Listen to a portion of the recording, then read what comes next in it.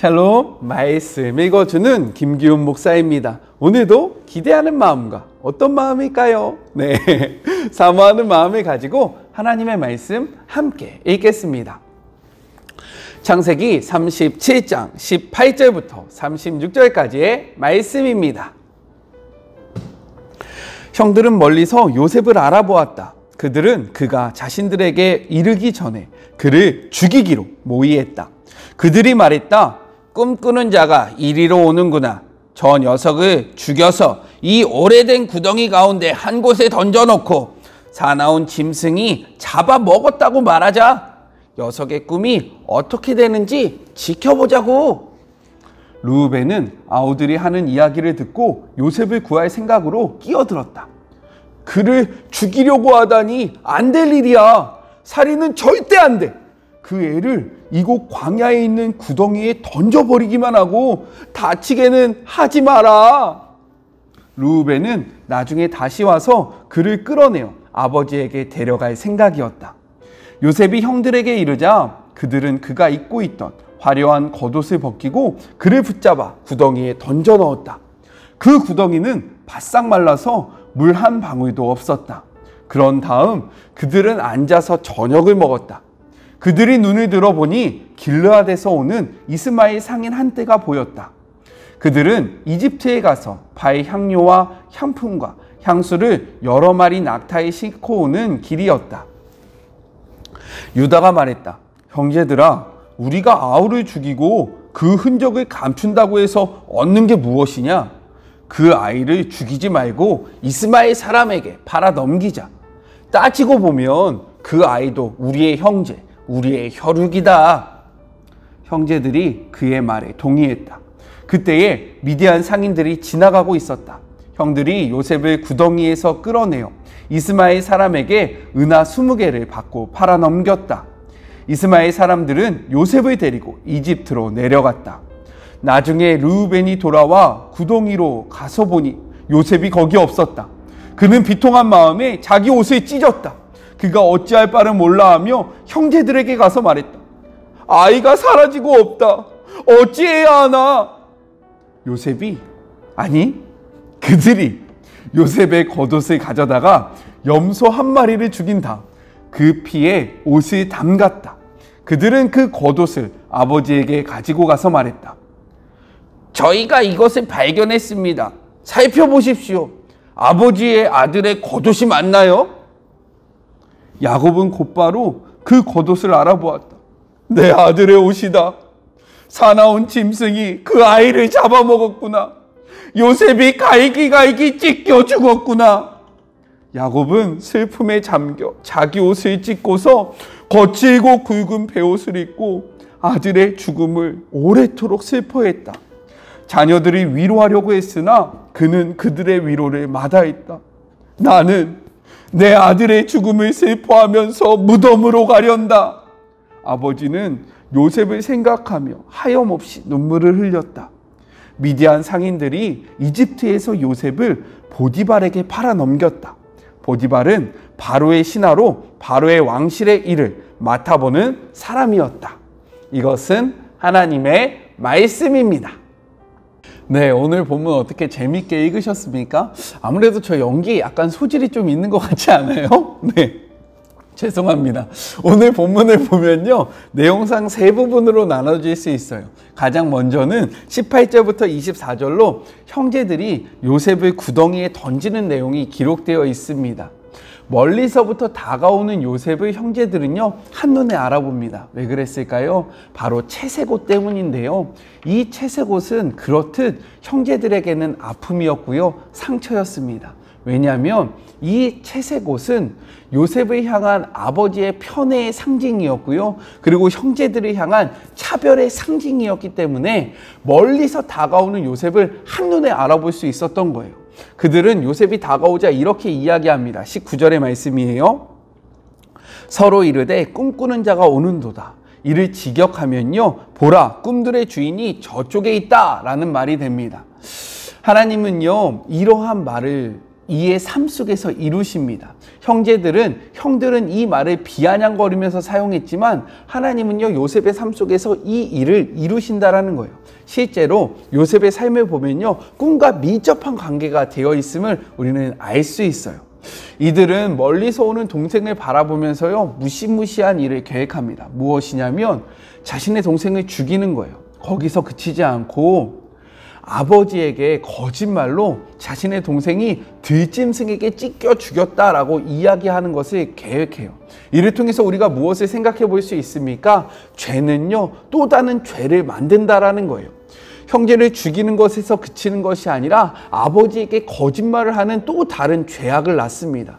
이렇듯 죄는요, 죄를 만들어요. 그렇기 때문에 우리의 삶 속에 있는 작은 죄라도 하나님 앞에서 멀리 하시는 하루가 되시길 주님의 이름으로 축복합니다. 이러할 때 등장하는 인물이 있어요. 누구냐면 바로 장자였던 르우벤입니다. 르우벤은요, 어떻게 하든지 요셉을 살리려고 노력을 했습니다. 왜 그랬는지 생각해 볼 때 두 가지 이유를 생각해 볼 수 있는데요. 첫 번째는 이가 장자였기 때문에 남다른 책임감이 있었다라고 우리가 생각을 해볼 수 있어요. 근데 실제로 그런 것 같아요. 저희 집에도 이제 2명의 자녀가 있는데 첫째 딸에게 왠지 모를 그러한 장녀로서의 부담감이 있는 것 같습니다. 그렇지 않아요? 우리 첫째들? 네, 그렇다고 이야기해 주길 바랍니다. 네, 두 번째는 무엇이냐면 창세기 35장에 보면요, 르우벤의 실수가 기록되어지는데 아버지의 아내 비라와 동침하는 일이 생겨요. 이 일을 만회하기 위해서 어떻게든 요셉을 구하려고 하는 것이 아닌가라고 생각되어질 수 있어요. 이러한 노력에도 불구하고요, 형제들은요, 요셉이 다가오자마자 그의 옷을 벗기고요, 그리고 나서 그를 구덩이에 밀어 넣습니다.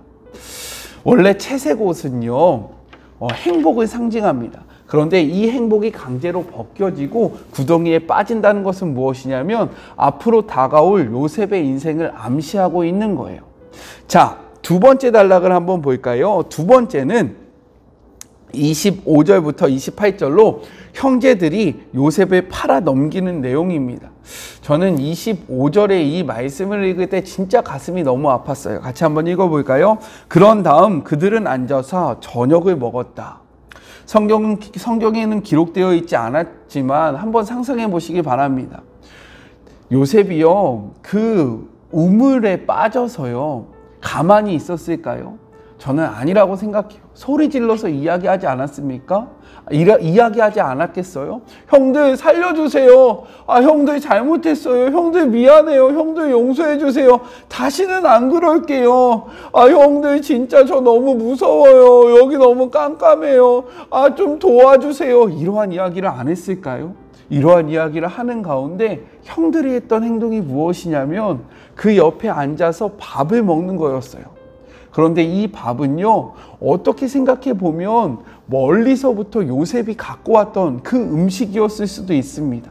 아무렇지 않게 태연하게 동생의 그러한 고통을 외면하고요, 히히덕거리면서 그 음식을 먹었던 그 형제들. 저는요, 이 속에서 요셉과 그리고 이 형제들의 그 갈등과 이러한 관계가 얼마나 골이 깊었는지를 깊이 느낄 수 있었어요. 이렇듯 우리가 무의식적으로 하는 편애 그리고 차별, 이러한 것들은요, 무시무시한 결과를 나타낸다는 것을 꼭 생각하시면서 우리의 삶 속에 편애 혹은 차별은 없는지 꼭 돌아보시는 그러한 하루가 되셨으면 좋겠습니다. 이러할 때에요, 르우벤이 왜 없어졌는지 모르겠지만 르우벤이 없고요, 이때 혜성처럼 등장하는 한 인물이 있습니다. 누구냐면 바로 넷째였던 유다예요. 유다가요, 형제들에게 세 가지로 이야기하는 거예요. 세 가지로 이야기하면서 이 동생을 죽이지 말자라고 이야기합니다. 첫 번째는 무엇이냐면 아무리 믿다 해도 이는 동생이라는 거예요. 두 번째는요, 여러 가지 방법이 있는데 굳이 살인이라는 방법을 선택해야 되냐는 거죠. 그리고 세 번째는요, 차라리 다른 사람의 손을 빌려서 처리하되 동생을 팔면 돈도 생기고 더욱더 좋지 않냐라는 이러한 말로요, 다른 형제들을 회유합니다. 그 말에 동의를 해요.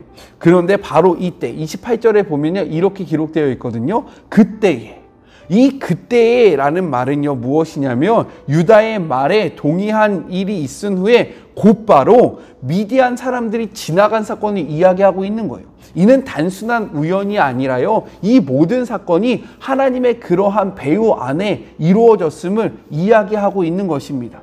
이것을 통해서 우리가 무엇을 생각해 볼 수 있습니까? 우리가 살다 보면요 때로는 왜 하나님이 일하시지 않지? 진짜 어떻게 하나님 이 상황 속에서 가만히 계실 수 있지? 라는 생각이 들 때가 있다라는 거죠. 여러분이 혹시 그러한 상황 가운데 살고 있을 수도 있어요.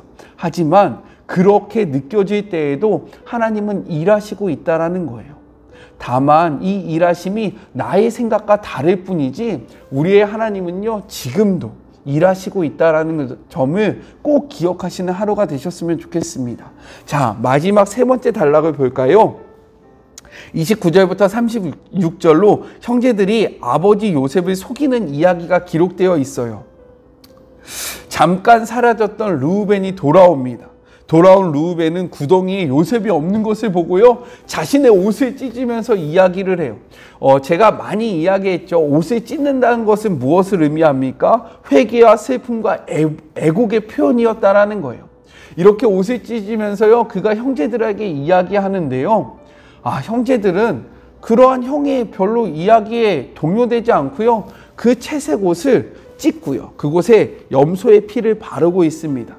이를 통해서 우리가 무엇을 생각해 볼 수 있습니까? 르우벤이 장자로서의 역할을 바르게 하지 못했고 형제들에게 장자로서의 그러한 위치에 영향력을 발휘하지 못했음을 우리가 알 수 있는 거예요. 왜 그랬을까 생각해 봤을 때 아까 전에도 이야기했듯이 35절에서 있었던 그 사건, 아버지의 아내 비라와 동침하는 그 사건 때문에 장자의 위신이 떨어진 것이 아닌가라고 생각되어집니다.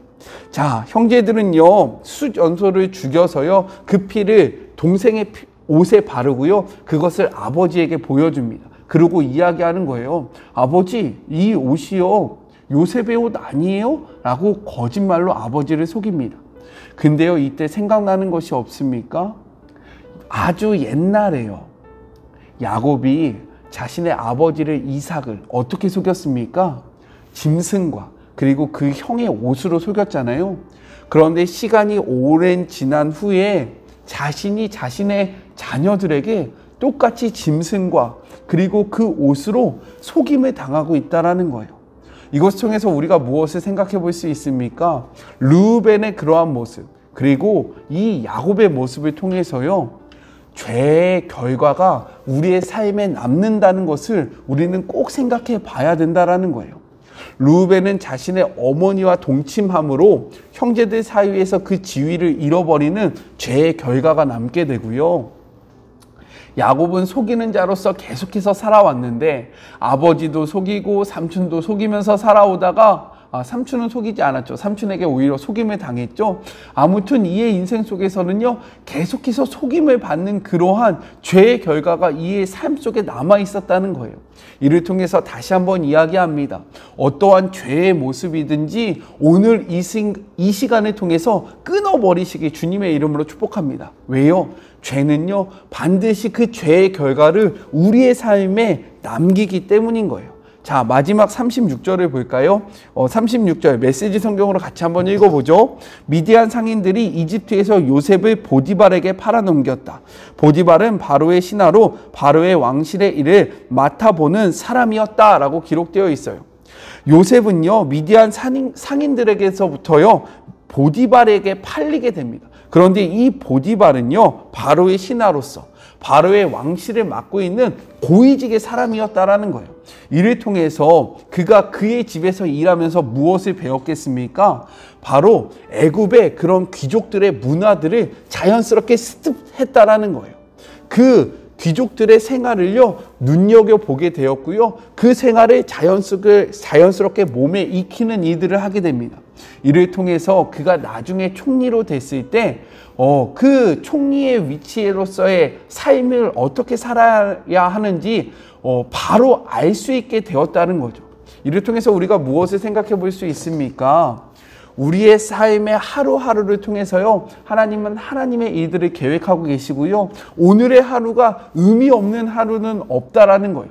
내 생각 속에서는 너무나도 괴롭고 나의 생각 속에서는 지워버리고 싶은 이 일이지만, 이러한 일상이지만, 하나님은 이러한 일상을 통해서 우리의 삶을 만들어가고 계시다는 것을 꼭 기억하시면서 오늘의 하루를 귀중히 생각하시고 오늘의 하루를 최선을 다해서 살아가시는 주의 자녀들이 되시길 주님의 이름으로 축복합니다. 우리 같이 기도할까요?